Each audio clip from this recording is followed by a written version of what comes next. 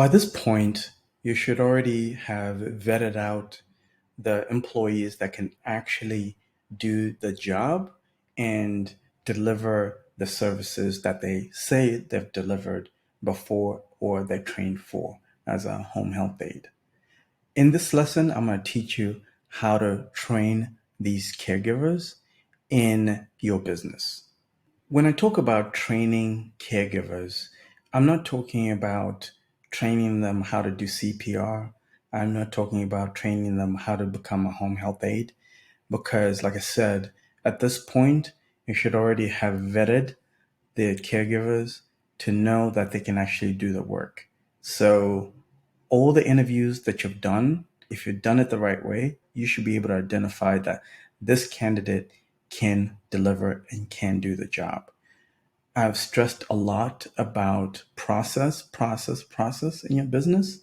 And all you're doing in this case, you're training them how to adopt to your existing process in your business. So if you recall, business is all about process, the people, and the service.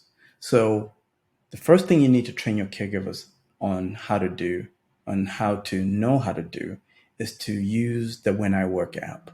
So the couple of videos that the When I Work company has already done that are available on YouTube that you can send over to the caregiver so they can be up to speed on what the software is and how it works and how to utilize it.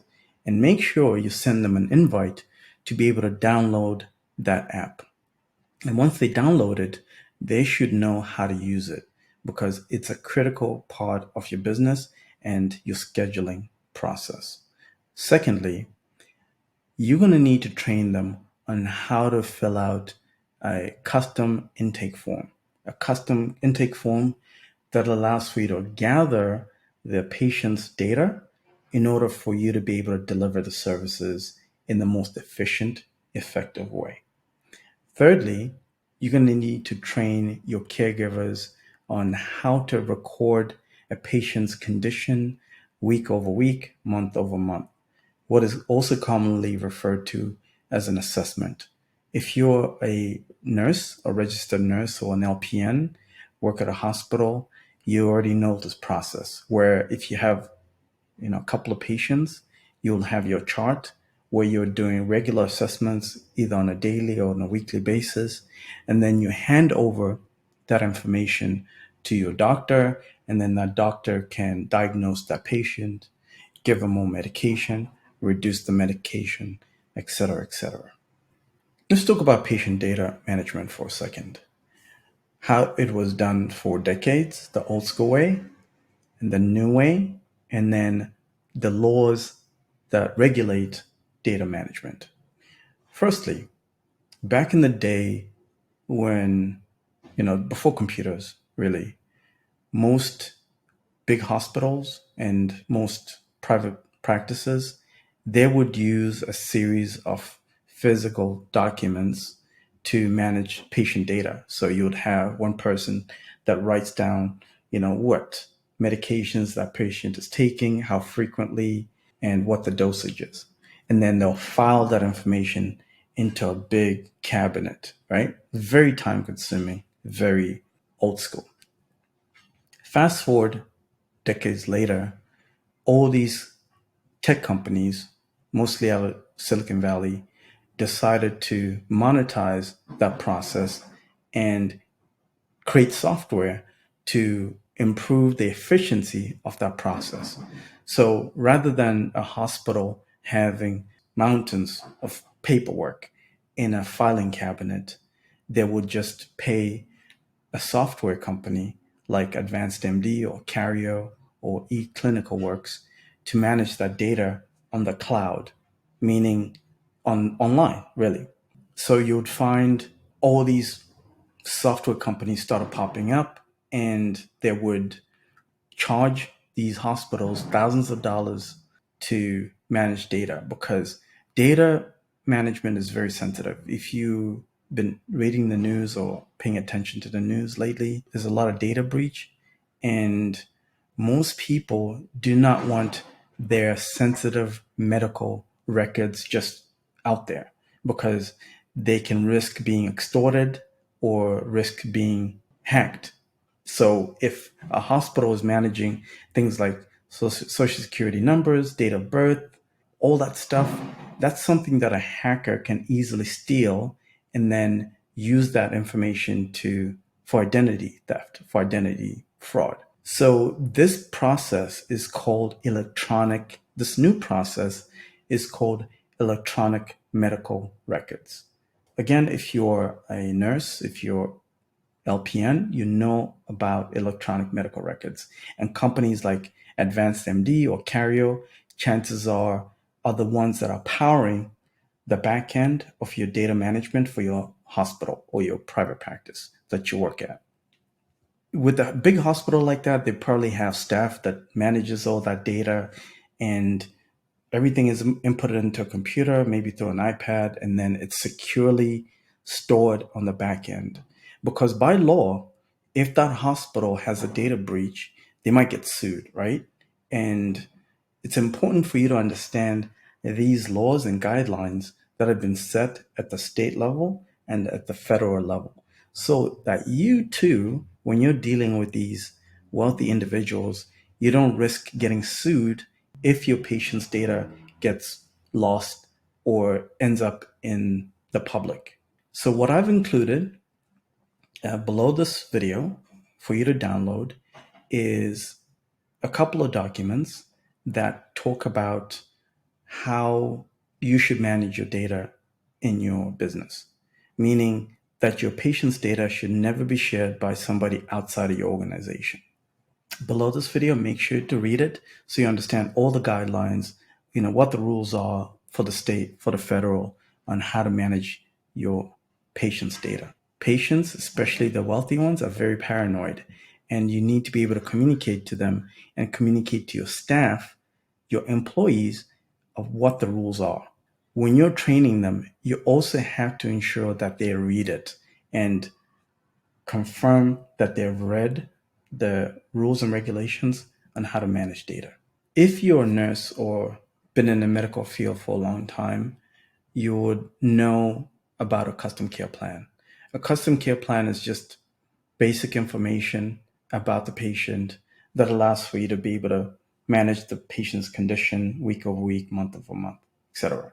So there needs to be a process that allows for you to gather data that's not overly sensitive to the patient, but also manage that data week over week so that you can hand over that data to the patient's doctor or physician.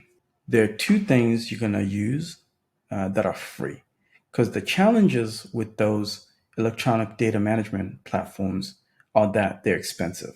Like I said, the majority of the people that use those electronic medical record software companies are big businesses, right? Big hospitals. So I never recommend, if you're a small operation, to be spending thousands of dollars, because the ranges of those software ranges from the pricing starts from anywhere between $300, sometimes even $10,000, depending on the clientele. Don't recommend that route. In fact, I recommend you use the free tools that exist right now on the web, which are all Google Forms and Excel sheets. And those are free. So you can leverage those until your business scales up to a point where you have started to make at least six figures in order for you to justify the cost of that software. So what is this first step? Very simple. The first step that you're going to train your caregiver on how to do is to gather data such as the patient's age, the patient's current medications, how frequently are they taking the medication, what is the dosage, and things like the doctor's or the physician's contact information and emergency contact information. You need that information for your caregiver in order for them to be as effective as possible on the job. So in case of emergency, they know exactly who to reach out to. Additionally, you need to be able to know who the doctor is so that you can hand over information about the patient's condition week over week, which is the second part. that you can manage. And I'm going to show you these two documents after these slides. The critical thing to understand is that a doctor or a patient's family member is not with that patient every day. 9 times out of 10, the person that's going to be with that patient every day is going to be your caregiver. So, what this means is that you're going to have to start recording how the patient is doing week over week, month over month, because that information is critical, right? Because you're going to need to give that information over to the doctor so that the doctor can either administer more medication or reduce the dosage of that medication, because the caregiver really knows, how that patient is feeling, or even hand over that information to the nurse so that the nurse can hand over that information to the doctor and the doctor can diagnose. In a hospital setting, this process is typically done by the nurses, and it's a way more complicated process that's got even more sensitive information and includes things like subjective data and objective data. If you're a nurse, you already know what this is. For a caregiver that's only making, let's say, $20, $25 an hour, you should never expect them to be gathering, managing data at the level of a registered nurse or an LPN, because that's not their job. They're not licensed by law. They're not licensed to do what an LPN or RN should be doing. However, it makes sense for them to be able to manage the more basic data that feeds into the more complicated data that these hospitals already have. It's also important to understand that these patients, they already have these doctors that have collected this more sensitive data on them that is stored on more secure databases like advanced MD platforms that are cloud based. So your job is not to collect the same exact information. Your job is to collect data that improves the data that they already have. So let's talk about what subjective data is. Subjective data is really what the patient is telling the caregiver, how they're feeling, and what they're concerned about. And this is data that the caregiver is not able to prove just from simple observations. Here's an example. The patient has said that they're feeling dizzy this week, or they've had consistent migraines all week. That's crucial information because you're going to need to give that information over to their doctor. Secondly, objective data. This is what the caregiver can actually prove through simple observations. Remember, they are with that patient every day, right? More than the doctor. So they're able to know that, oh, this patient is looking a little pale. That means they're a little bit sick. Maybe they might have a flu or fever. So your caregiver is the first point of contact to observe all of these things through a spreadsheet that I'm about to show you. So let's say if your patient's name is Joyce Irene Chivore. So in the name, in the patient's name, they're just going to say JIC. Those are the initials. First initial, middle, and last, JIC. That way, if that information is lost for some reason, it's going to be difficult for that person to be able to connect that data back to the patient. Remember, data is very sensitive, right? The only people that are going to know what JIC means is the people that work for your organization. So it's kind of like a manual encryption of some sort. This is how you have to operate. And also, you should not be collecting information like social security numbers and that sort of thing. Now, let me show you what this Google form looks like and what the spreadsheet looks like so you can start using it for your agency. Below this lesson, I'm going to add a link that will redirect you to this page that you're looking at right now. It should say, custom care plan intake form. And when you see this link, it will not allow for you to make a copy, obviously, because this is just an example of something that I put together that you also need to put together. And it's not that complicated. It's a tool that Google has that allows for you to just create all these forms. And I'll show you after this how to create your own form and copy this version, as you're building it. So let's scroll down here. So the first thing you're going to see here is an email for this is where your caregiver needs to put in their email. That way, when a caregiver goes to the patient's home for the first time, so let's say you have secured the address on a sales call and you've sent over the caregiver to the patient's home, you will send them this link that you're going to create. You're going to send them a link that you've created for the form. And what they're going to have to do is fill out their email. That way it's going to tie back to the caregiver. So okay, this is the caregiver. So that way, when they fill out the email, you'll know that the caregiver is the one that filled it out. The next piece of data you're going to need to collect from the patient, that the caregiver needs to collect from the patient, is the initials. Remember, the patient's data is very sensitive. So you're not collecting the full name. All you're doing is collecting the first, middle, and last initial. No full names here. Thirdly, you're going to be collecting the patient's age because you just want to know how old they are. Next, you want to collect the current medications, reasons for taking those medications, the dosage, frequency. So let's say if they have to take the medication at 8 p.m. after dinner, you need to know that, and your caregiver needs to know that. Next will be the contact information, phone numbers, and all that stuff. And does the patient live with somebody, by themselves? The caregiver needs to know that, and you also need to know that. And then lastly, anything else that they're comfortable to share with you. Notice there's no asking for the patient's social security number, date of birth, or any of that, because that's sensitive information that is only allowed to be asked using a more secure database like the Advanced MD software that I showed you earlier. So this is the only information that you should limit collecting from the patient once you get to the patient's home. Now, let me show you how to create this form.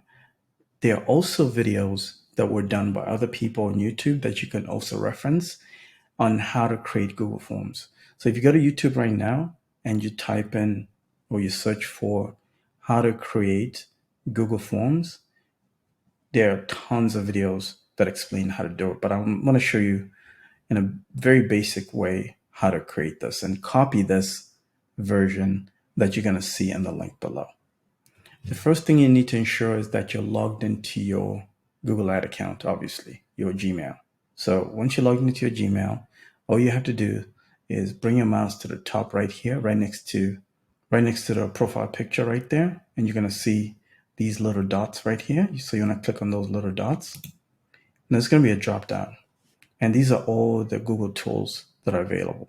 So you're going to scroll down all the way down until you see this little purple icon that says Forms. And this is it right here. So you're going to click on that now. Once you click on it, it's going to take you to the back end of Google Forms. So make sure that you're seeing Forms right here.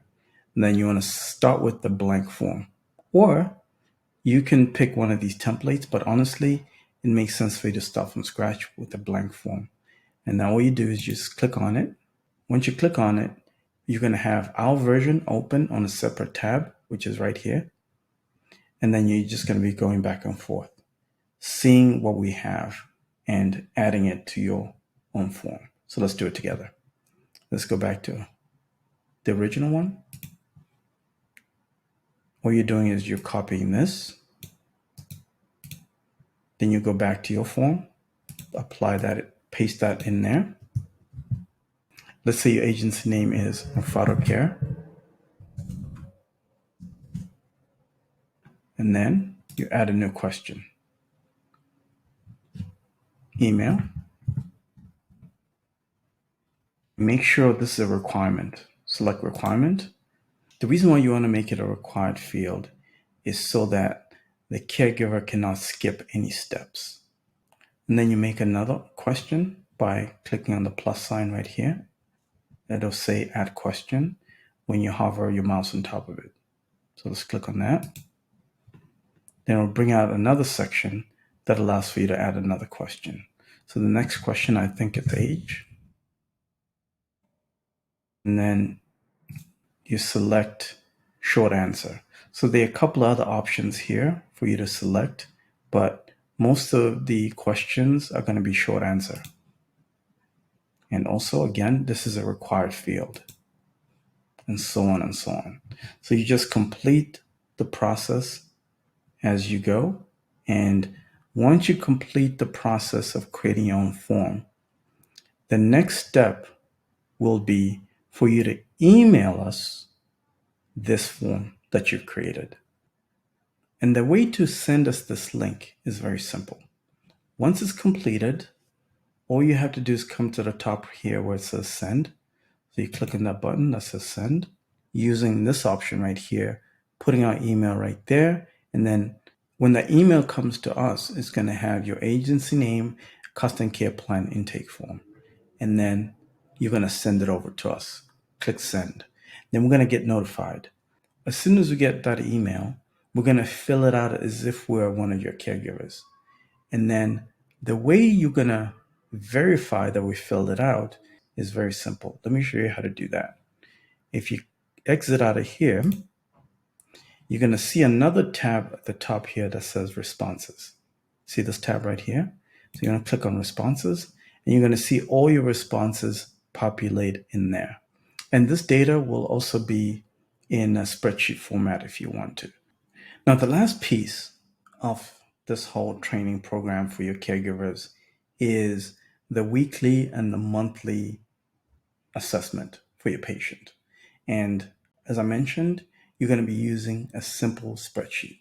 Now, this spreadsheet is going to be available for you to download, and you can essentially just use that version that I already have included below this video. And this is what you're looking at right now as well. So it's very simple. Column A is where you're going to have your patient information. So your patient ID. Your patient ID should be age first, and then all the initials that you collected in the intake form that I just showed you.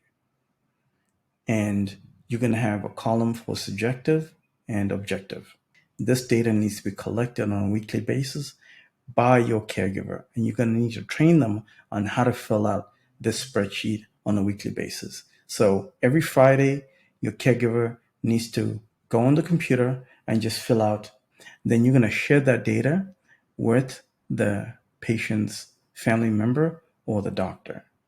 Again, you're not collecting any sensitive data here. Notice there's no way to know what the patient's name is based on just looking at the patient ID. There's no way to know. So even if this spreadsheet is lost, or your caregiver shares this with a friend that's not part of your organization, it's going to be very difficult for that person who gets that data to figure out what all this means, because they don't know what 67 MIKC means. But you know what that means. Your caregivers know what that means. 67 is the age. Similarly, 72 is the age, and these are the initials, or 81, that's the age, and this is the patient's initials. So if you only have 3 caregivers, you're going to put their IDs in here, and then these fields right here, columns B and C, are going to be filled out by the caregiver. And of course, you will notice down here, I've added more weeks. For every single week, it's going to be a different tab. That's as simple as that. I'm going to have all these resources available for you to download, and be sure to follow the simple steps that I've included in this lesson on how to train your caregivers on your process. I hope this lesson was valuable and helpful, and I'll see you in the next lesson.